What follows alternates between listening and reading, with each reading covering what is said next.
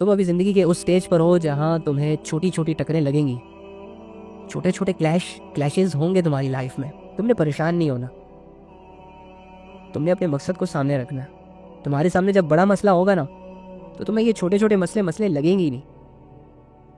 Actually میں تم چھوٹے چھوٹے مسئلوں کے آگے سرنڈر کر دیتے ہو. گھریلو حالات کی وجہ سے جاب نہیں مل رہی، پیسے نہیں ہے، گاڑی نہیں ہے، لوگوں کے پاس اتنا سب کچھ ہے، میرے پاس کچھ نہیں ہے، شادی نہیں ہو رہی، وہ لڑکا نہیں مل رہا، وہ لڑکی نہیں مل رہی، اسٹڈی کر رہی ہوں کچھ یاد نہیں ہو رہا. یار یہ کوئی مسئلہ ہے؟ یہ کوئی مسئلہ ہے؟ اور اس طرح کے مسئلوں کی اتنی ویلیو ہے کہ تم اپنی پریشیس لائف ان کے حوالے کر دو اور یہ آہستہ آہستہ کر کے دیمک کی طرح تمہیں کھاتے رہے، تمہاری ایبیلٹیز کو، تمہاری سکلز کو کھا جائے اور تمہیں ایک دن ایک ایسے کنویں میں گرا دے کہ تمہیں نہ ادھر کچھ نظر آئے نہ ادھر کچھ نظر آئے. کب تک ایسے جیو گے یار؟ کب تک اپنے آپ کو کمزوریوں کے حوالے کرتے رہو گے؟ اٹھو، ایسے نہیں جیتے. رب کو پہچانو اور اس کے سہارے جینا شروع کر دو. اپنی فطرت پر راضی رہنا سیکھو، اپنی فطرت سے گلے شکوے کرنا بند کر دو. فرشتوں کی فطرت میں اللہ رب العزت نے عبادت رکھی ہے. کروڑوں سالوں سے عبادت کر رہے ہیں اور کبھی بھی عبادت سے اکتا نہیں رہے. تمہاری فطرت میں اللہ رب العزت نے کچھ چیزیں ایڈ کی ہیں: دکھوں کا آنا، تکلیفوں کا آنا، صدموں کو برداشت کرنا، نیگیٹیویٹیز کو فیس کرنا، امتحانات، لوگوں کے دھکے، لوگوں کی اگنورنس. تمہاری زندگی کی بہت بڑی ایفرٹس کو اگنور کر دیا جائے گا. ہاں یہ لائف ہے، یہ تمہاری فطرت ہے، تم انسان ہو، تم نے یہ ساری چیزیں فیس کرنی ہے. بکری نے کبھی بھی سر پکڑ کے نہیں بیٹھنا اگر اس کا بچہ مر جائے تو، کیونکہ اس میں وہ فطرت ہی نہیں ہے، وہ نیچر ہی نہیں ہے. چوہے بلی نے کبھی بھی سٹریس کی گولیاں نہیں کھانی اس وجہ سے کہ اسے آج کھانے کو کچھ نہیں ملا، کیونکہ وہ جانتے ہیں کہ ہم کوئی جاب نہیں کر رہے لیکن ہم روز کھاتے ہیں. تم نے یہ ساری چیزوں سے گزرنا ہے، تم نے دکھوں کو فیس کرنا ہے، تم نے اسٹریس کو برداشت کرنا ہے، تم نے اپنے آپ کو مینٹین کر کے رکھنا ہے، تم نے اپنی جنت اور جہنم کو بنانا ہے. ان کا تو حساب کتاب ہی نہیں ہے، نہ فرشتوں کا، نہ جانوروں کا، نہ پرندوں کا، نہ رینگنے والوں کا، نہ اڑنے والوں کا. یہ تو ریلیکس ہیں. امتحان میں تو تم ہو، بچ تو تم نہیں سکتے، قید تو تم ہو.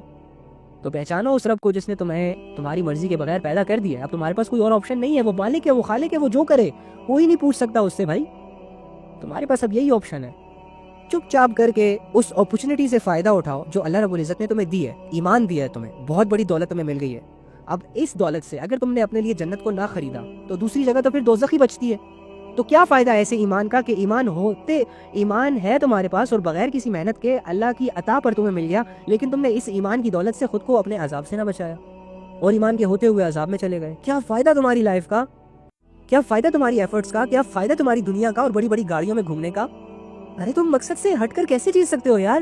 تمہاری زندگی کا مقصد اسٹریٹ، ایک، کلیئر، اونلی ون: اپنے آپ کو جہنم سے بچانا اور اپنے آپ کو جنت میں لے کر جانا. ایسے اعمال کرنا جس سے تمہاری جنت بنے اور ایسے اعمال سے بچنا، ایسے گناہوں سے بچنا، ایسی بے حیائیوں سے منہ موڑنا جو تمہیں جہنم کے حوالے کرے. اللہ کی ٹیم میں آ جاؤ یار. کیا شیطان کی پلیئر بنے ہوئے ہو؟ زندگی کو اتنے گندے طریقے سے پلے مت کرو. سیف کھیلو، اللہ کی حدودوں کے اندر کھیلو، انجوائے کرو، لیکن ان حدودوں کا خیال رکھتے ہوئے جو اللہ نے تمہیں سیٹ کرنے کے لیے بنائے، تمہارے بھلے کے لیے وہ حدود کریٹ کیے، کیونکہ وہ جانتا ہے تمہاری فطرت کو. اگر تم اس حدود سے باہر جاؤ گے، کراس کرو گے، تو تم پریشان ہو جاؤ گے. مجھے بتاؤ، ایمان کی حالت میں زنا کرنے والے زنا کرنے کے بعد پریشان نہیں ہوتے ہیں پریشان. ساری عمر سٹریس میں چلے جاتے ہیں. چور چوری کرنے کے بعد، حرام کمانے کے بعد جب پکڑا جاتا ہے تو اس کی زندگی مشکل میں نہیں آ جاتی، سلاخوں کے پیچھے چلی نہیں جاتی. تو اللہ یہی تو چاہتے ہیں کہ تم وہ کام نہ کرو نا جسے میں نے حرام کر دیا، اور وہ کام کرو جو حلال. امی بیوی جب شادی کرتے ہیں، ساری عمر ایک دوسرے کا جسم اور لباس بنتے ہیں، کوئی ڈر نہیں ہوتا، کوئی خوف نہیں ہوتا، معاشرہ بھی اپریشیٹ کر رہا ہوتا ہے، عزتیں بھی مل رہی ہوتی ہیں، ویل سیٹلڈ ہو کر اپنی زندگی گزارتے ہیں. اسی طرح جب ایک حلال کماتا ہے تو کسی قسم کا کوئی ڈر نہیں ہوتا، اولاد اس کے فرما بردار ہوتے ہیں، ریلیکس زندگی گزرتی ہے ایسے انسان کی. ڈر نہیں ہوتا، خوف نہیں ہوتا کہ پولیس آ جائے گی گھر پہ، ریلیکس ہوتا ہے. تو مان لو نا کہ اللہ رب العزت نے جو حدود سیٹ کیے ہیں انسان کے لیے، یہی انسانیت کے لیے بہتر ہے. اور آپ لوگوں کو پتہ ہے کہ اللہ رب العزت نے آپ لوگوں کو، مجھے، اس دنیا میں آخری آنے والے شخص کو اور پہلے آنے والے شخص کو، سب کو. جب تک یہ جسم بنے نہیں تھے ہماری یہ باڈی، ہماری یہ لکس انوینٹ نہیں کیے گئے تھے، نہ ہماری آنکھیں بنی تھی، نہ ہمارا جسم کا کوئی بھی پارٹ بنا تھا، لیکن روحیں تھی. تو اللہ رب العزت نے تمام روحوں کو، چاہے مشرک ہے، چاہے کافر ہے، چاہے مسلم ہے، چاہے نافرمان ہے، چاہے فرمانبردار ہے، چاہے خوبصورت ہے، چاہے بدصورت ہے، چاہے پٹھان ہے، پنجابی ہے، گورا ہے، کالا ہے، ساری روحوں کو، ساری انسانیت کو پہلی روح سے لے کر آخری روح تک ایک جگہ جمع کیا تھا. میں بتاتا ہوں اس لاجک کو، میں سمجھاتا ہوں آپ کو بہت اچھے طریقے سے سمجھاتا ہوں، کیونکہ مجھے خود ہی آ گیا تھا، اور میں اس لاجک کو سمجھنے کے بعد میری آنکھیں کھل گئی تھی، اور مجھے میرا اصل رشتہ سمجھ آنے لگ گیا تھا، مجھے میرا اصل تعلق سمجھ آ گیا تھا. میں جن تعلقات کو 20-25 سال سے اپنے تعلق سمجھ رہا ہوں، یہ تو بہت ٹیمپریری ہے، انہوں تو میرے کسی کام نہیں آنا. ان لوگوں نے تو 2-4 غلطیوں کے بعد مجھے گھر سے نکال دینا ہے بھائی. لیکن میں نے جب اللہ کے تعلق کو سمجھا نا، خدا کی قسم میری آنکھیں کھل گئی تھی.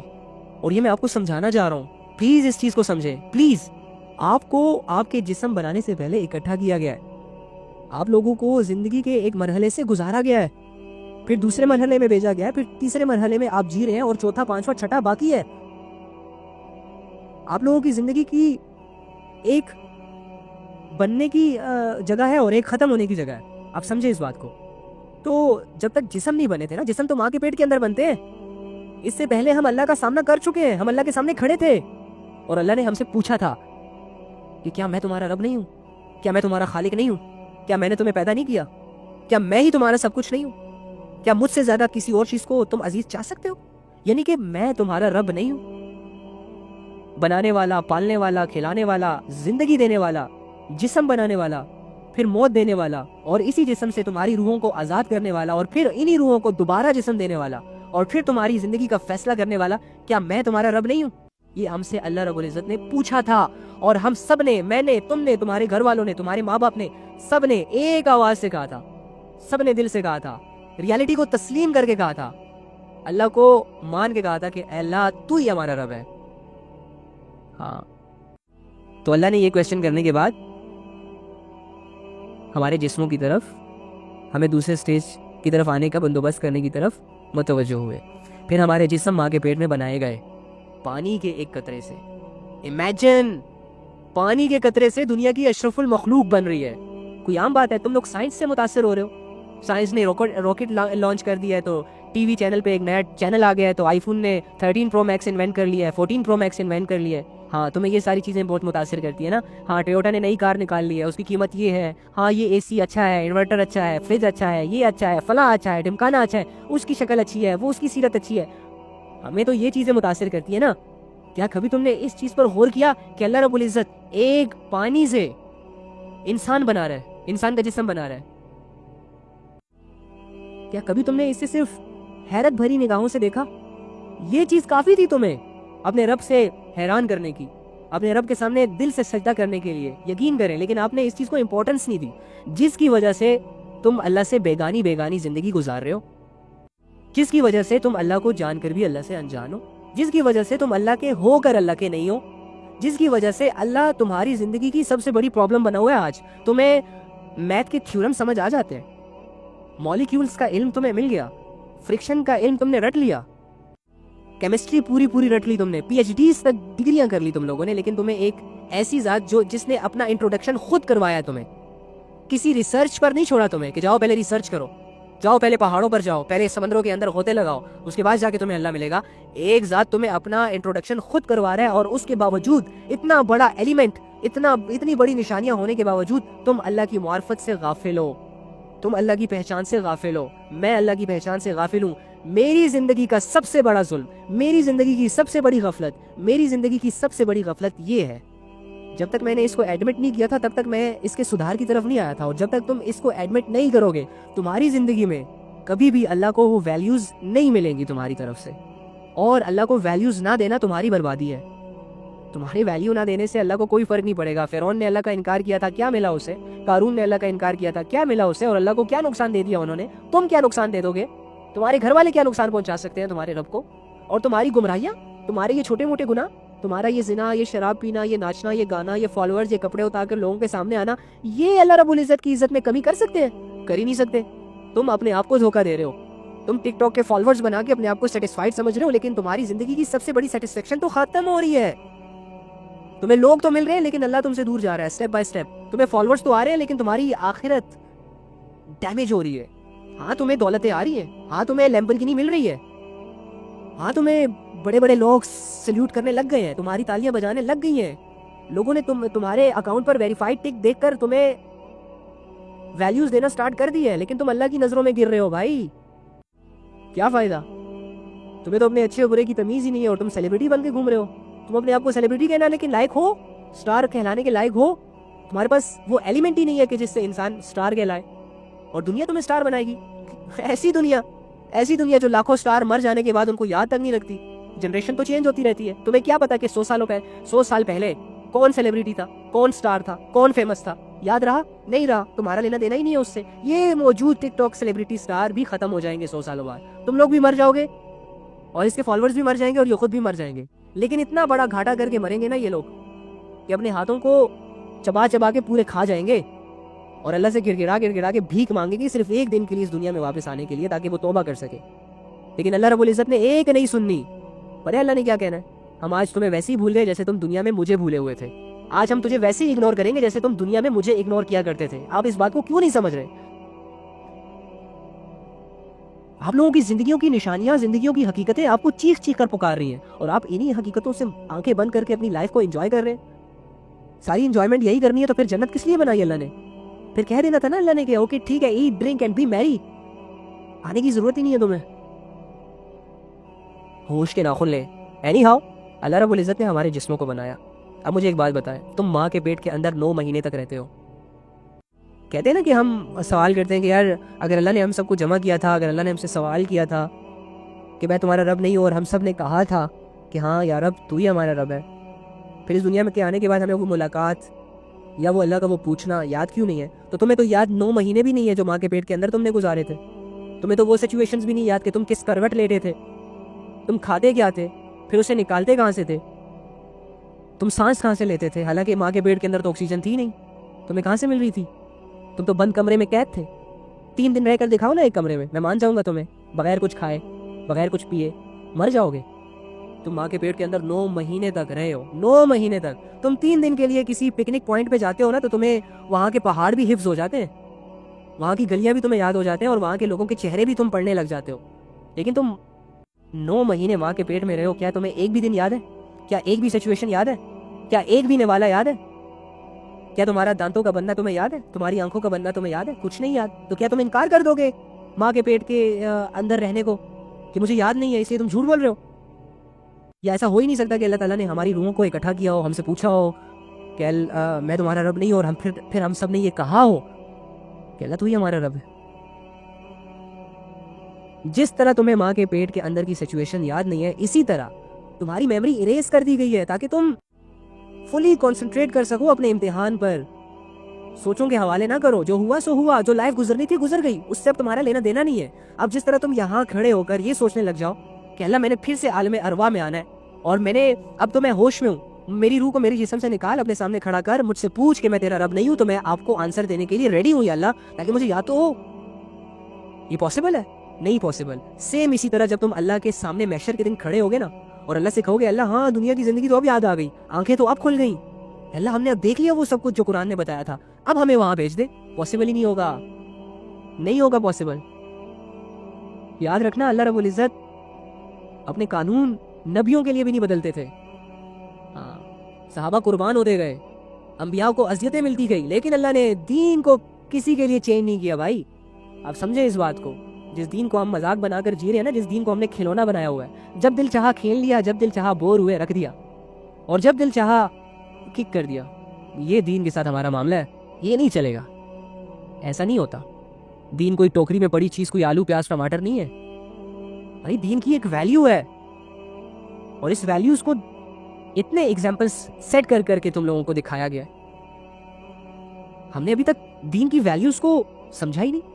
یہاں جس دین کے لیے نبی صلی اللہ علیہ وآلہ وسلم جیسے ہستی کے دانت مبارک شہید ہو رہے ہیں, اس دین کے لیے تمہارا ابھی تک ایک ناخن ضائع ہوا نہیں ہوا. تم نے کیا قربانی دی اپنے دین کے لیے؟ تم تو جب نماز روزہ زکوٰۃ پڑھتے ہو تو لوگوں کی 2-4 باتیں تمہیں مایوس کر دیتی ہیں, چھوڑ دیتے ہو. تم تو توبہ کے لیے اس لیے نہیں آتے کہ اپنا آپ تمہیں اندر سے گائیڈ کر رہا ہوتا ہے کہ چھوڑ, تو گناہ گار ہے, تو گناہ کرتا ہے. کتنے کمزور ہیں ہم. تم تو توبہ سے ہٹ جاتے ہو اپنی 2 چھوٹی موٹی سوچیں لے کر. اور صحابہ کے پاس گناہ ہوتا تھا, نبی کی غلطی ہوتی تھی تو کیا کرتے تھے, اس غلطی کو سدھارنے کے لیے نبی صلی اللہ علیہ وآلہ وسلم کی خدمت میں پیش ہوتے تھے, اور اس غلطی پر جو اللہ رب العزت نے سزا سیٹ کی تھی دنیا میں دینے کے لیے, اس کو جب تک لے نہ لیتے تھے تب تک انہیں سکون نہیں ملتا تھا. تمہیں تو گناہ کرنے کے بعد یہ فیل ہی نہیں ہوتا کہ میں نے گناہ کیا. یہ ہے ہمارے اندر فرق, یہ ہے ہماری کمزوریاں, یہ ہے وہ چیزیں جن سے ہمیں معاشرہ سلا کر بے ہوش کر کے رکھنا چاہتا ہے, اور ہم بھی ان میٹھی میٹھی گولیوں سے سو رہے ہیں آرام سے. کوئی فکر نہیں کر رہا اپنی, کوئی اپنی فکر نہیں کر رہا, قسم سے سب جیسے کہ جنت کے حقدار بنے ہوئے ہیں. ارے اشرا مبشرہ کو تو دنیا میں جنت کی بشارتیں دے دی گئی تھی اور وہ چین سے نہیں بیٹھتے تھے. اللہ کے دین کے بڑے بڑے احکامات, جہاد جیسا حکم, یار تیر کھانے کے بعد بھی کنفیوز ہو کے اس دنیا سے جاتے تھے کہ پتہ نہیں اللہ کو ہمارے ایکشنز پسند آئے ہوں گے بھی کہ نہیں, ہمارے اعمال قبول ہوں گے بھی کہ نہیں, ہماری قربانیاں قبول ہوں گی بھی کہ نہیں. اور ہم 2-4 نمازیں پڑھ کے سمجھتے ہیں کہ بس مسلمان ہونے کا حق ادا کر دیا. باقی علم سیکھنا تو علماء کا کام ہے, قرآن کی قرات کرنا تو قاریوں کا کام ہے, معاشرے میں دین کو پھیلانا تبلیغ والوں کا یا بڑے بڑے علماء کا یا وہ لوگ جو اچھے طریقے سے بول لیتے ہیں ان کی ذمہ داری ہے. حالانکہ ہماری نبی نے کہا کہ ایک آیت بھی پہنچاؤ, ایک بات بھی پہنچاؤ اگر پتہ ہے, تمہیں تو 1000 باتیں پتہ ہے. تم تو خود سے انجان بنے پھر رہے ہو. اپنی غلطیوں کے ساتھ تم نے جینا سیکھ لیا ہے, اپنے گناہوں کے ساتھ تمہیں جینا آ گیا ہے, اور گناہ کرنے کے بعد اپنے آپ کو سمجھانا آ گیا تمہیں, اسی لیے ریلیکس ہو تم. ادروائز تمہارا ایک بھی پل تمہیں چین سے نہ گزرنے دیتا تمہارے گناہ, تمہاری غفلت اور تمہاری یہ سچویشن کہ جس میں تم نے اللہ کے لیے کچھ کیا ہی نہ. تو ہم جوان ہو چکے ہیں یار, ہم اللہ کو کب پہچانیں گے؟ کیا قرآن جب اس دنیا سے اٹھا لیا جائے گا تب جا کے ہم اللہ کی کھوج لگائیں گے؟ پھر تو ہمارے پاس کوئی اور آپشن ہی نہیں ہے. ہمارے نبی صلی اللہ علیہ وآلہ وسلم نے ہمیں واضح حدیث میں یہ بتا دیا ہے کہ تم لوگوں میں ایسی چیزیں چھوڑ کر جا رہا ہوں کہ اگر تم اس کو تھامے رہے تو کبھی بھی گمراہ نہیں ہوگے. ایک تو اللہ کی کتاب ہے. مجھے بتائیں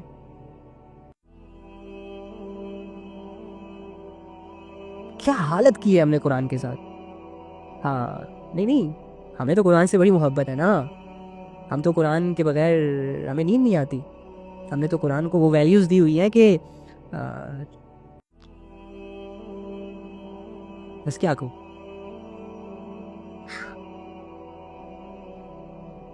یاد رکھنا, اتنی ساری باتیں کہنے کا مقصد ڈرانا نہیں تھا.